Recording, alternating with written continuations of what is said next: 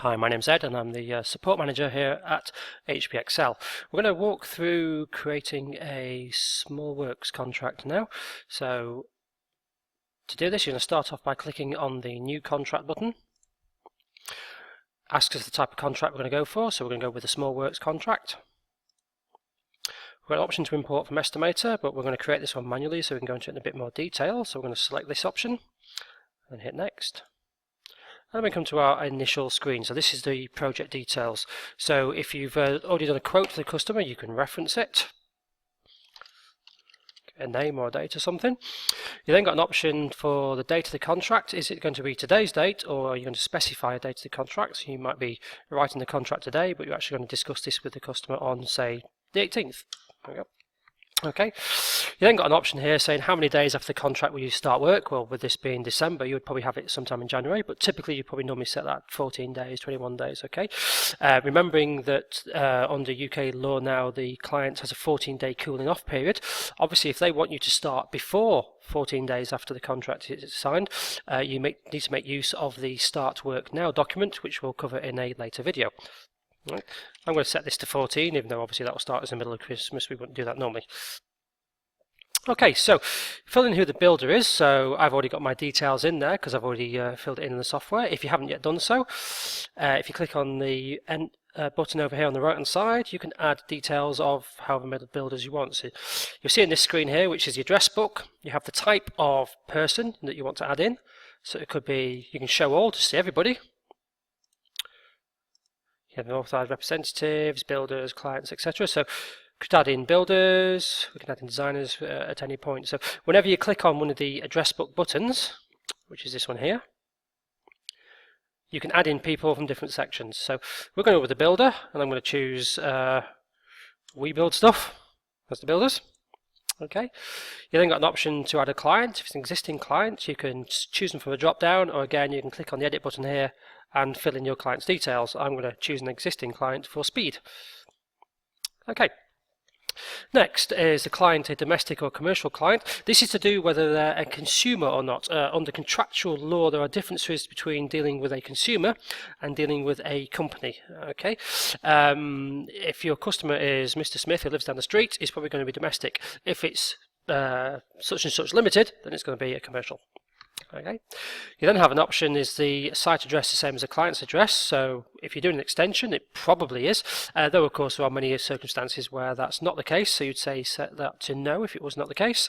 And again, you've got an option to type in where the site address is going to be. Again, you'd click on here, client employer, and then fill in add details here and create a new address. Okay. Actually, let's do that in its entirety so you can see the process. So I'm going to add. So your name is going to be Mr. Smith. Dear Mr. Smith. No company. Okay, and his address is 1 the site. Site Road. In Bristol. Yes. Okay, so we know this is the site address, okay?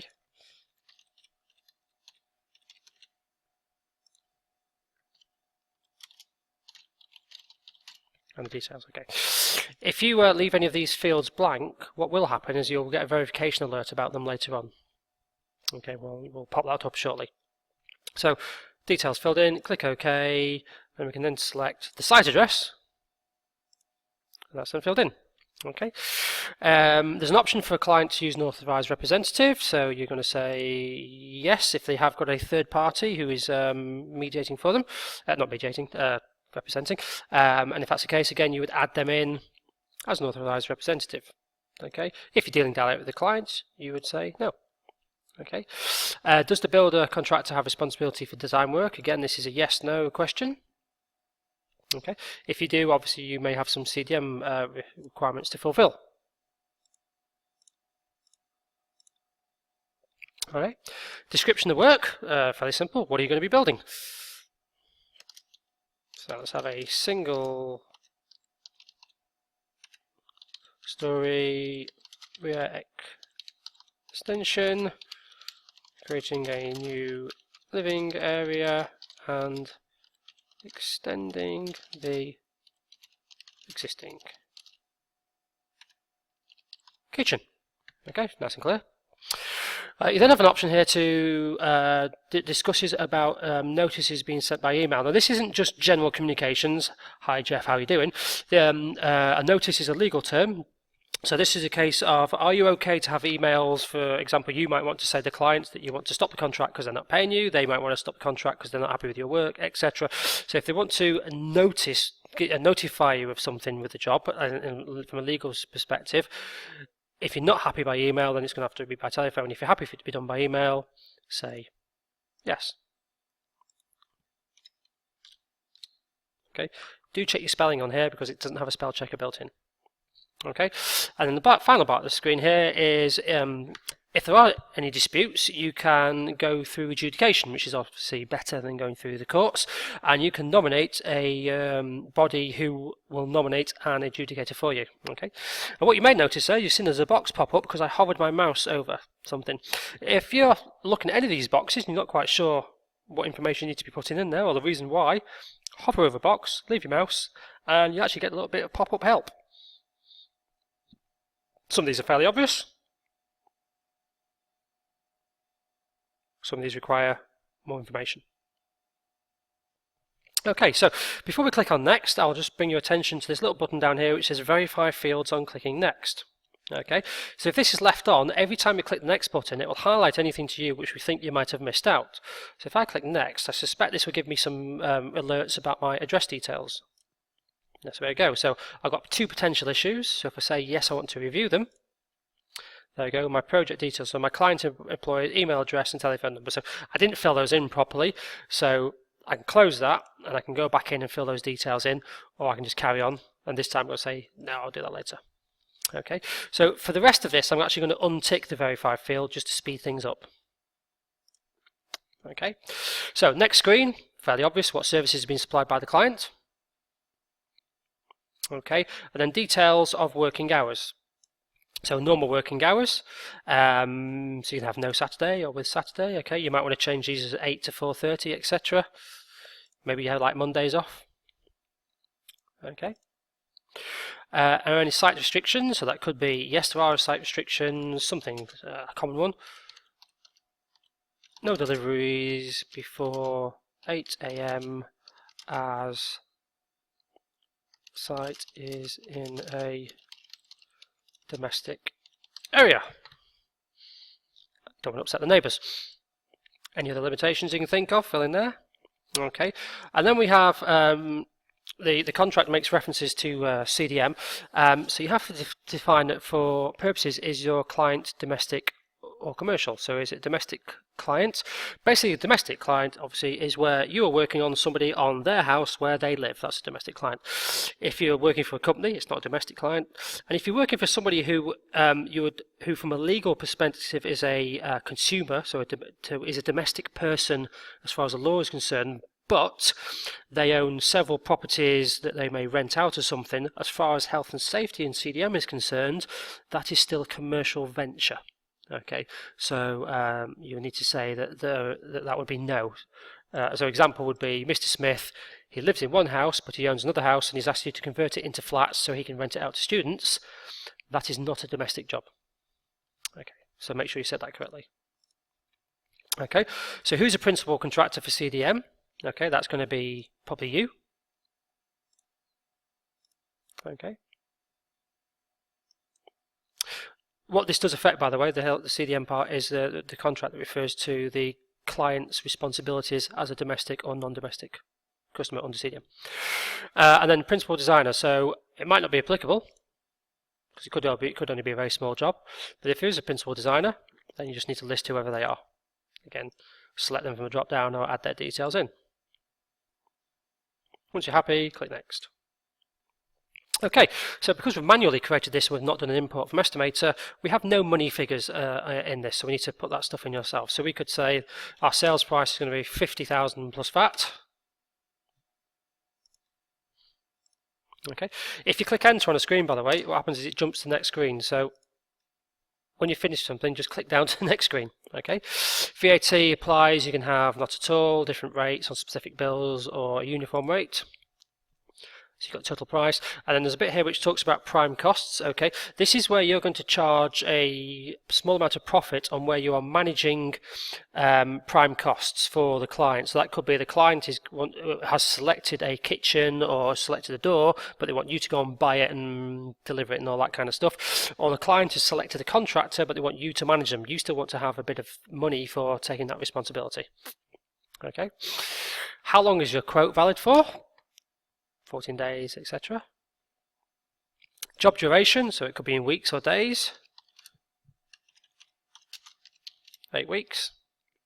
Okay, and then price breakdown. So you've got one option, which is you may have supplied a quote, and you're just going to say, well, it's as per the quote. I'm not going to provide a breakdown. Okay, now we don't recommend this, but obviously it does make your contract a lot shorter and cleaner. Okay, so it depends on what you want to have there. What I would suggest is that the first time you do this, you would try it with and without to see how the contract comes out. Now I'm going to put this in here, so I'm not going to have that option here. So I'm going to add in a line. So first cost. So this could be footings, to do it by sort of a build phase flavour, 1500. Add a line. Let's have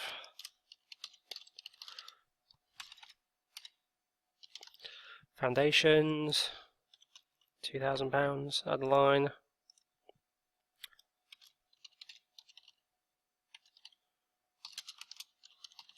Brickwork shell, £8,000, etc. Okay, so you can just type in details where you want to put a sum of money. Okay, and at the bottom of the money screen, it's got an option for provisional sum. So this is where you have a figure that you're sticking your finger in the air at the moment. You haven't really costed it correctly. It's obviously something that may vary because you're uncertain of what the cost is going to be. Not a prime cost. It's not something where the customer hasn't chosen something. This is something where you're unsure of a price. So, for example, it could be steelwork for structural openings. You're going to allow about £750. It could be more. You're not quite sure on what steels. The structural engineer is going to say yet because he hasn't finished his calculation, survey, etc. Okay, and you've got an option of whether or not that is included in the contract price. Okay, and as is the way with the provisional sum, that is something which you will then have to get agreed by the client later for you to go ahead. Obviously, something important like the steels, they're probably going to have to agree to that, but you're still making them aware that the fact that this is something that may vary in price later on. Okay, and you would do that same for any other provisionals. Once you're happy on that, click on next. Okay, payment terms. Is advance payment required? Yes or no. If it is yes, how much do you want? You might say I want £5,000 up front to start buying materials. Advance payment due in 7 days, so that's 7 days from the date of the contract. Okay, so if you're saying the contract's going to start on, for example, the 4th of January, starting next year, you're going to need some money from the client on the 11th of January. Okay, if we're using the example of we said the contract was going to be the 21st of December, then you're going to want money from the client on the 28th of December. That would probably be a bad idea, so you probably want to go 14 days afterwards so that they're paying you in January. Okay, final bill payment period. So after you have finished the work, how long before you give the client your final bill in days? And then after you've given them a final bill, how long before they pay you? Okay, so you can select all different values for these. Will this include retentions? Yes or no? And if it does, what the retention value is going to be, and also your retention period. Okay. You've also got an option here with your payments. So you're going to have payments, so you're going to ask money from the client every 7 days, 14 days, etc. Or do you want to do it by milestones or phases? So the milestone or phases should in theory refer to something like if you just put back a screen, your build phases. So it could be after you've done your footings, you'd like £1,500, please. After you've done your brickwork shell, don't delete the line, try that again. After you've done your brickwork shell, don't delete it, type in a figure, let's say £8,000, etc. So you can say, I'm going to charge you by build phase. Obviously, if you've got some very long build phases, you might want interim payments, so in which case you might go for the option of interim payments instead. Okay, up to you. Once we've done that, onto our next screen. So any assumptions, I'm not going to start guessing on different types of assumptions. You guys have probably got a good idea what assumptions are. Things like the ground is in good condition, the existing property you're working on has got no unforeseens due to it being built badly, etc. That kind of thing. You're then going to refer to any documents here. So contractor designed items, so you might have a design. You may have designed the actual extension or anything like that, or you may want to refer to some architect's plans, and then you may want to refer to your estimate, any schedules of work, or any other documents that you've drawn up for the client, and just refer to them here, and they will then be listed in the appendix of the contract. Screen 9, okay, we're now onto our prime costs, so our PC sum. So this is where your client has said, oh, I would like a kitchen in there, but I've really no idea what kitchen I want. I'm thinking of spending about £5,000 or something like that. Okay, so you could say, right, let's add in the PC sum. The supplier, you're probably going to go to Kitchens or us, or something like that. Description of the sum, kitchen and white goods, whether or not you're going to include it in the contract price, and what that price will be. Okay, now you may not include it in the contract, or you may want to include it in the contract. The reason to include it in the contract, a little bit like the provisional sums, is because the client will then see what an overall cost of the job is going to be. If you don't include it in your contract price, they're not going to see it visually. So again, it's up to you and your client on what they want to see and what they want to see in the contract. Again, this could be a case that if the customer's got an idea and then they want you to go and sort it out once they've told you what they want to buy, you probably want to make a little bit of money for doing that, hence that 5% earlier on, because if you've got to go and buy it, order it, supply it, well, that's your time, so you need to charge a bit of money for that. Okay, once we've done that, we click on next. Same sort of thing for prime cost subcontractors, typically on a larger job, but it does happen where the client wants you to use a specific subcontractor. They've got a mate who's an electrician and they want him to do on the job working for you, so you'll be managing them. Okay, so again, you would add them in here, say they're going to be in contract, and again, you would charge a profit for managing them. If there's someone who's just going to pop in and essentially they're just going to do some work at the same time, then maybe you don't want them in the contract. Again, you guys know better what you want to have in there. And then you've also got an option here to define this later. And it's the same if you go back to your suppliers, you can also define this later. Okay, so if the client has no idea at the moment what they want for a kitchen, that's still up in the air, you might go with that option. Okay, once you're happy with all those, you click on next, and it then brings you through, and it gives you a print preview of your contract. So I'm going to hit finish, and this brings us through to the final page, and we can now see all the sections of the contract that we've created. Okay, so at this point you can now go through and review any of these and then publish a contract. We'll come back to that in a later video.